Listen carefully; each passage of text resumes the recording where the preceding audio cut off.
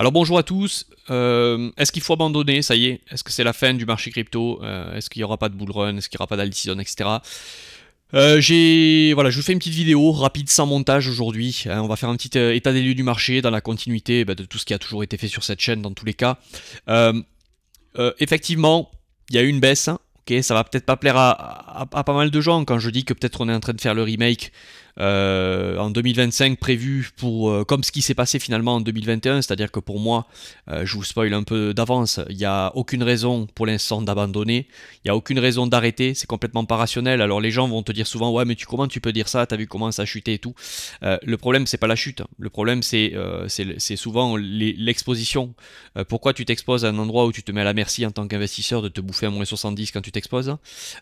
Pourquoi tu t'exposes sur des niveaux où oui ça aurait pu passer mais potentiellement c'est des niveaux de trading. Par définition en trading on n'a pas le droit de prendre moins 60 sur une position ou de se faire liquider. Normalement on a un stop qui est calculé, un risque qui est calculé avant de balancer un trade.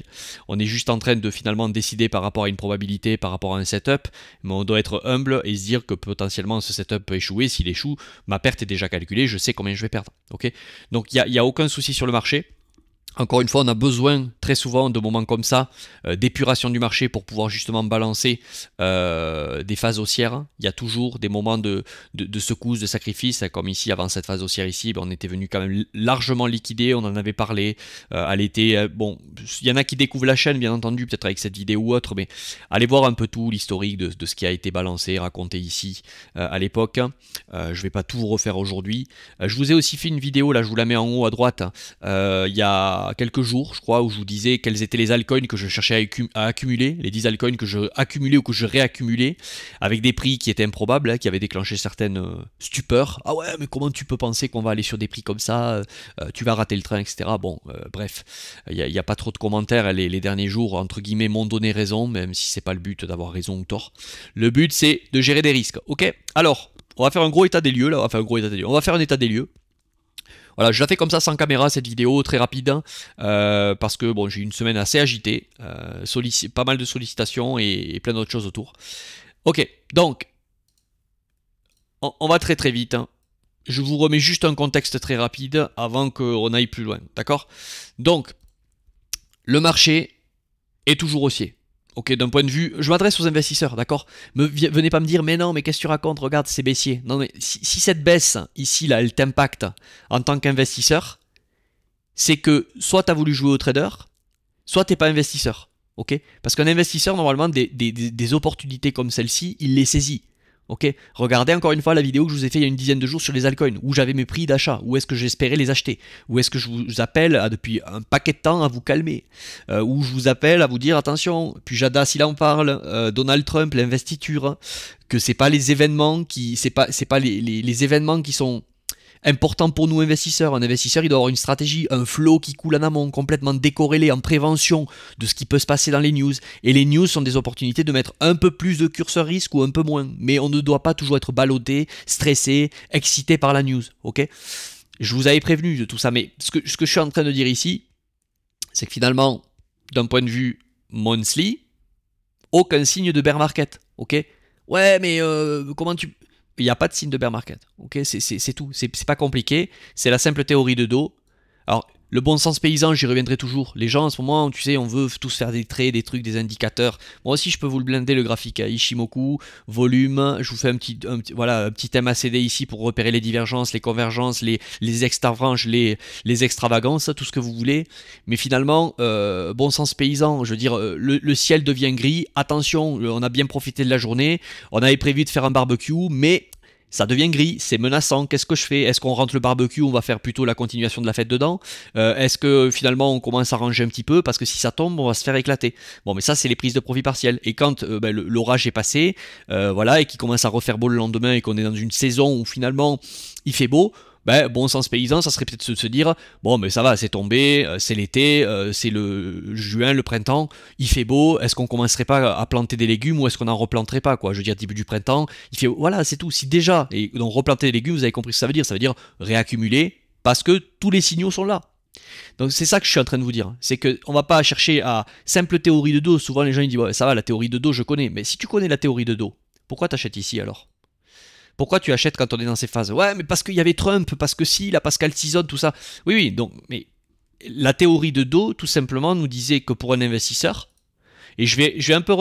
Ça froisse ce que je dis des fois, je le sais, mais bon, c'est pas grave. Au début, ça froissait beaucoup. Après, ici, ça a froissé un peu moins. Et là, ça commence à refroisser un peu moins. Je vois plein de gens qui reviennent sur la chaîne.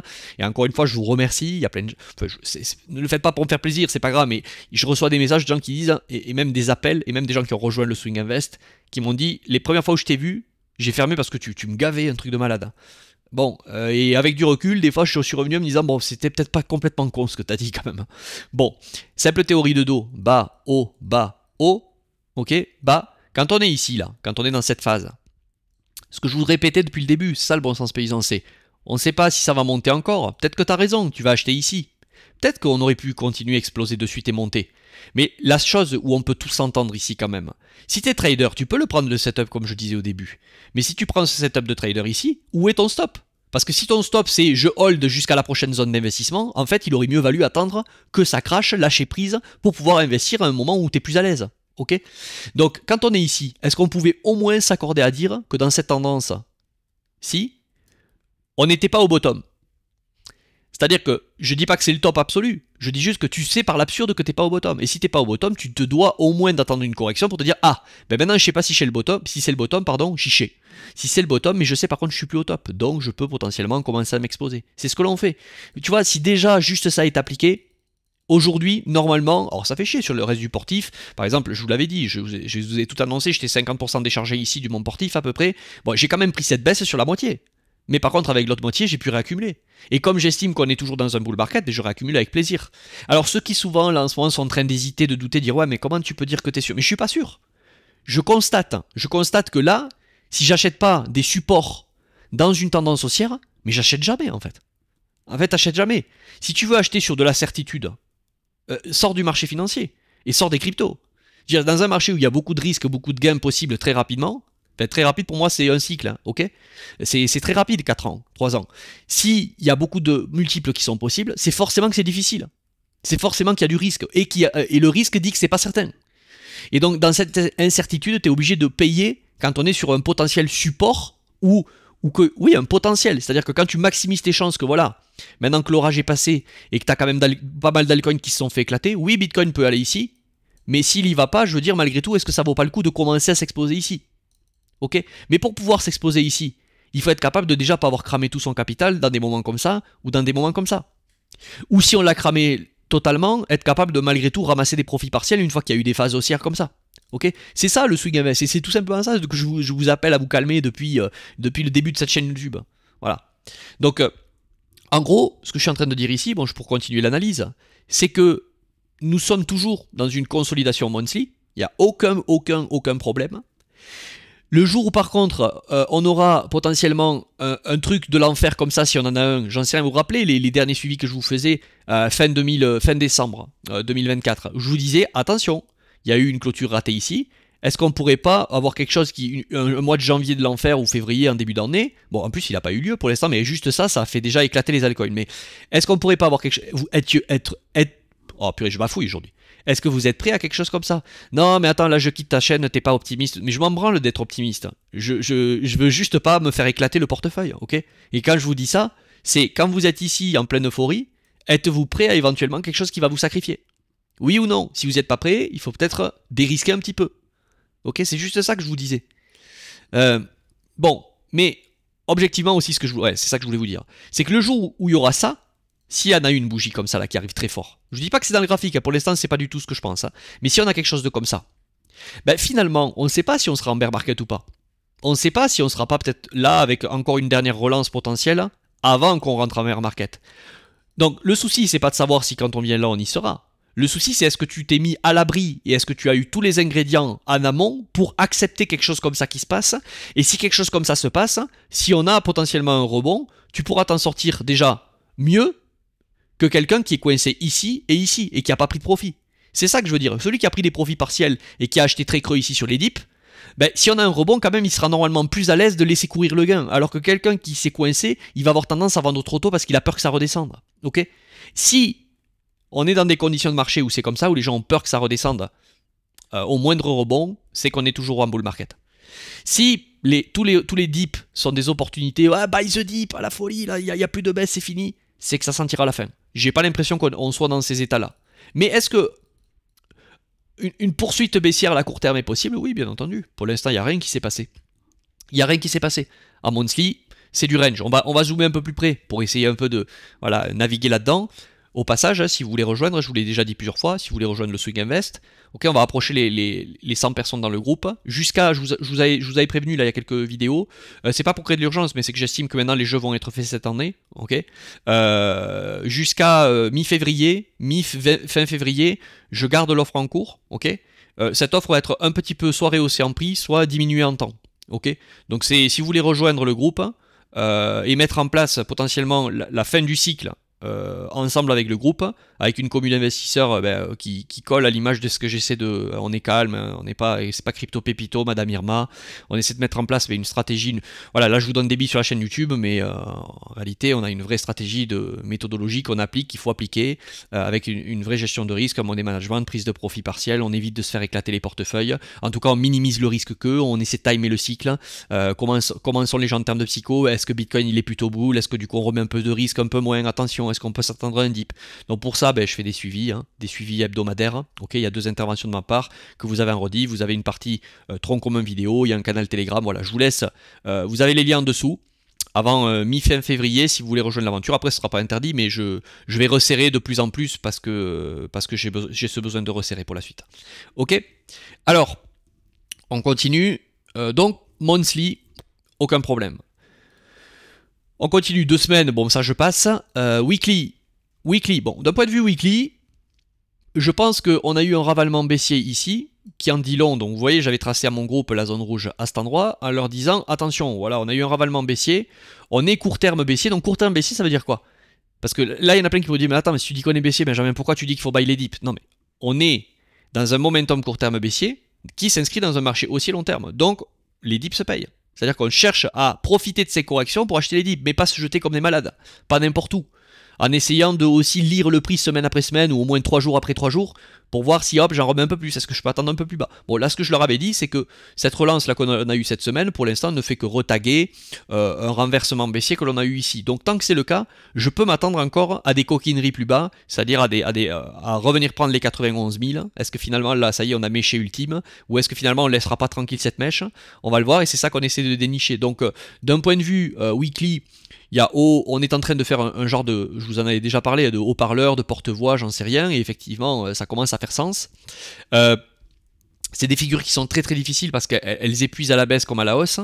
Mais est-ce qu'on n'est pas en train justement de rentrer dans cette fameuse moulinette où on cherche à épuiser les gens, justement en leur disant que ouais, l'alt-season il n'y en aura pas, on latte tous les altcoins, les gens abandonnent. J'ai jamais vu autant de personnes là. Enfin, on m'a beaucoup remonté parce que je vais pas beaucoup sur les réseaux sociaux parce que j'en ai marre où j'y vais que d'un point de vue, comme je vous ai dit, des fois zoologique, pour voir un peu comment ça se passe. Mais j'ai jamais vu autant de gens qui ont la meilleure idée de génie en ce moment de dire aux gens vendez vos altcoins pour du Bitcoin. C'est-à-dire qu'on a un Bitcoin qui est passé de 16 000 à 108 000, que s'il va à 200 000, on peut s'accorder à dire que c'est même pas 1 x 2 et que ça serait fantastique. Allez, par rapport à aujourd'hui, elle est 1 x 2. Ça serait fantastique. Donc en fait, tu es en train de jouer tous tes altcoins dans du Bitcoin maintenant pour faire 1 x 2 avec le risque que si c'est déjà bientôt fini, tu te holds tout le bear market en Bitcoin. Non mais n'importe quoi. Je veux dire, c'est symptomatique. En fait, le marché est haussier, pour le récapituler. Le marché est toujours haussier pour un investisseur. La BTC dominance est toujours au plus haut, avec a priori quelque chose qui ressemble à un excès. On va voir, on va attendre des confirmations. Donc la BTC dominance qui est au plus haut. Et c'est une fois que la BTC dominance a quasiment tout donné dans cette structure que la meilleure idée de génie, c'est d'acheter du Bitcoin, plutôt que des altcoins. Non, pas du tout. Les altcoins se sont fait latter, les gens sont déprimés, la BTC dominance est au plus haut. Personne n'a envie d'y aller all-in en ce moment, ou pas beaucoup, il y en aura toujours, vous en trouverez. Le Bitcoin est toujours bull, en termes de cyclicité, le printemps arrive. Très bien, continuons à être bearish, c'est exactement ce qu'on a envie pour que ça continue. Donc, par contre, là, ce que je suis en train de vous dire, c'est que court terme, est-ce que techniquement, il y aurait des raisons potentiellement d'aller un peu plus bas? Oui, bien sûr. Il y a des raisons d'aller un peu plus bas. Encore, ok. Weekly, je m'attends toujours, là on est coincé dans cette bougie, mais je m'attends toujours potentiellement à une prise du point bas ici. Ok. 3 day, on a tenté une tentative de reprise, on a des lignes de tendance qui nous coincent, tout ça. Bon, je m'attends au moins à une attaque encore de ça, jusqu'à preuve du contraire. La preuve du contraire, bon, c'est qu'on soit capable de sortir de cet environnement-là, quoi, de cette line baissière, et qu'on soit capable de commencer à relancer des clôtures ici. Ok. Ensuite, voilà, ça c'est pour le court terme. En daily, court terme, voilà, ça sert à rien de... En fait, c'est pour ça que je vous fais pas beaucoup de vidéos. J'en ai encore eu un ou deux là commentaires. C'est dommage, ça faisait un moment que j'avais pas eu ça. J'ai eu un ou deux commentaires, gens qui disent ouais, je pensais que tu ferais plus de vidéos que ça, tu fais pas cette vidéo, mais tu as pas compris que c'est justement ce dégueulis d'informations, cette overstimulation des réseaux qui fait qu'aujourd'hui tu t'es fait exploser. Est-ce que tu le comprends pas? Que ça sert à rien si tu es investisseur de toujours être devant les news, les graphiques. Mets en place une méthodologie d'investissement, mets en place un plan préventif qui roule en amont, qui est prêt à toute éventualité, ok? Mets-toi dans le sens de la proba, coupe les graphiques, profite de la vie, regarde autre chose, va au boulot ou va à tes passions et décide à des moments opportuns où tu as préservé ta santé mentale et que tu es en forme pour pouvoir le faire, plutôt que te overstimuler ton cerveau limbique qui toujours veut te faire prendre des décisions de poulet sans tête pour pouvoir avoir les idées claires quand il faut décider. En tant qu'investisseur ou swing investisseur, on n'a pas besoin de faire 10 000 actions. On a surtout besoin de tordre le cou à son poulet sans tête pour attendre patiemment les moments opportuns qui nous mettent à l'abri en termes de risque et tordre le cou à ce poulet sans tête qui va se réveiller quand tu n'auras pas envie de prendre des profits parce que tu as l'impression qu'il ne faut pas les prendre. Ok? Si déjà tu arrives à faire ça, c'est bien. Donc c'est pour ça que je ne vous fais pas des vidéos tous les jours. Je pourrais faire monter la chaîne YouTube. On me l'a dit, t'es con Benjamin, t'as un talent oratoire. Tu sais, les gens ils te déifient, t'as un talent oratoire, tout ça. Tu pourrais faire une chaîne YouTube, ça montrer beaucoup plus. Mais est-ce que j'ai envie vraiment d'avoir beaucoup de poulets sans tête? Je le sais, les codes, je les connais, ce qu'il faut faire. Il faut que je fasse des vidéos d'alcoin qui excitent les foules avec des petites musiques émotionnelles. Dire aux gens que c'est bullish et c'est le bull run de votre vie. Et tout le temps leur dire ça, et je vais avoir 30, 40, 50 000 abonnés au bout d'un, je le sais. Mais est-ce que c'est pas à l'envers de ce que j'essaie de transférer comme méthodologie? Non, justement, j'essaie de vous dire, coupez-vous, écoutez le silence de l'âme plutôt qu'écouter les bruits du monde. Ça sert à rien. Ok? C'est pas de moi, ça, c'est Jean-Claude Van Damme qui avait dit ça. Ok? Donc, court terme, on est toujours baissier. D'accord? Je m'attends à des attaques baissières, mais attention. Ces opportunités-là sont des opportunités jusqu'à preuve du contraire hein, de profiter de la suite. Et même s'il y en a plein qui aujourd'hui ont ce sentiment, ont envie de me tordre le cou quand je dis ça, mais comment tu peux parler de suite? C'est fini d'ailleurs. Vous avez peut-être raison, mais c'est très très bon signe que vous soyez dans cet état d'esprit. Ok? Dites-vous bien que personne n'est unique, même moi, personne n'est unique, et que quand c'est difficile et qu'on fait les moves en serrant les fesses, c'est souvent que c'est les bons moves. Ok? Donc on n'a pas envie là en ce moment, c'est fou à quel point, comment dire, je vais conclure la vidéo comme ça, quand j'étais pessimiste entre guillemets, beaucoup me jetaient la pierre. Et maintenant que je suis optimiste à des moments où déjà en fait ils ont une perception du risque qui est grande parce que tout simplement ils se sont fait défoncer le portefeuille, à nouveau, on veut me jeter la pierre. Ouais, comment tu peux dire que... Et si ça va plus bas, Benjamin? Et si ça va plus bas? Mais si ça va plus bas, c'est que le bull run est fini. Et il fallait prendre des profits sur les montées et limiter tes risques. Voilà, c'est tout. Allez, je vous souhaite une bonne journée à tous. Et puis, je pense que je vous le dis, c'est pas fini. Et on s'en fout même de ce que je pense. C'est que tant que le graphique me dira pas, pour un investisseur, qu'on est en bear market, je pourrai pas dire aux gens qu'il faut pas profiter et jouer la suite. Allez, bonne journée à tous. Bye, salut.